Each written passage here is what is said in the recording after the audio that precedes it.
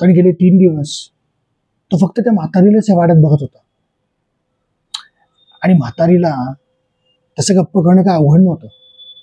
एकतर असा एकाकी वाडा, इथे कोण येणार, अशा विचारातच तो दबक्या पावलाने हळूहळू वाड्याच्या एका खिडकीपाशी येऊन थांबला. त्यांनी हळूच आत डोकावून पाहिलं तर आतमध्ये मंद मंद दिवे लागले होते. एक खिडकी उघडून तो वाड्याच्या आतमध्ये शिरला. एक वार त्यांनी सर्वत्र नजर टाकली. त्या खोलीत कोणीच नव्हतं. तिथे काही मिळतंय का हे तो उस्कडू लागला. पण त्याच्या हाताला काही पुस्तकं आणि किरकोळ सामान एवढंच काय ते लागलं. त्याच्याने त्याचं मन न भरल्यामुळे तो एक एक खोली शोधू लागला. तो एक एक खोली तपासू लागला. एका खोलीत आल्यावर सर्वत्र खेळणी ठेवली होती. बारीक बारीकशी छोटी छोटीशी खेळणी.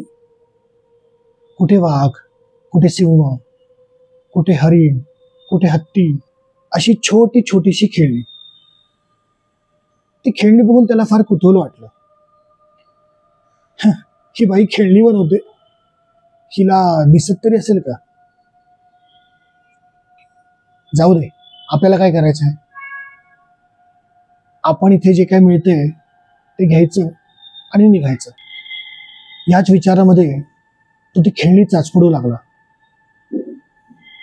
त्याला असं वाटलं की ते खेळण्यांच्या आत काहीतरी आहे. ती खेळणी आकर्षित करतायत मला. आणि ती खेळणी तपासत असतानाच त्याला कळलं मागे कोणतरी उभं आहे.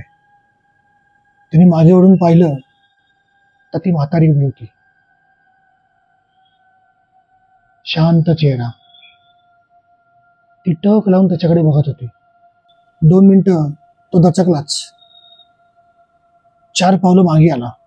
रघुनी खिशात ठेवलेला सुरा काढला आणि तो म्हातारीवर उगारून तो म्हणला, ए म्हातारे, जे काय ते गपचूप दे, नाहीतर इथंच भोसकून टाकेन.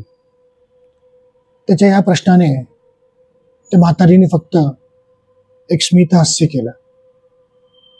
ती तशी शांतपणे त्याच्याकडे बघत बसली होती.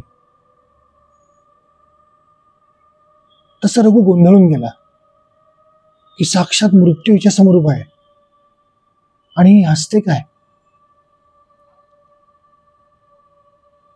त्याला ते स्मित हास्य सुद्धा फार भयान वाटलं. पण कुठून तरी उसनं अवसान आणून तो एकदम तिच्यावर कडाडला. ए थेरडे, हसते काय. अशी ती 2 पावलं पुढे आली. रघु 1 पाऊल मागे गेला. त्या खोलीमध्ये का कुणास ठाऊक त्याला एक भीती वाटत होती.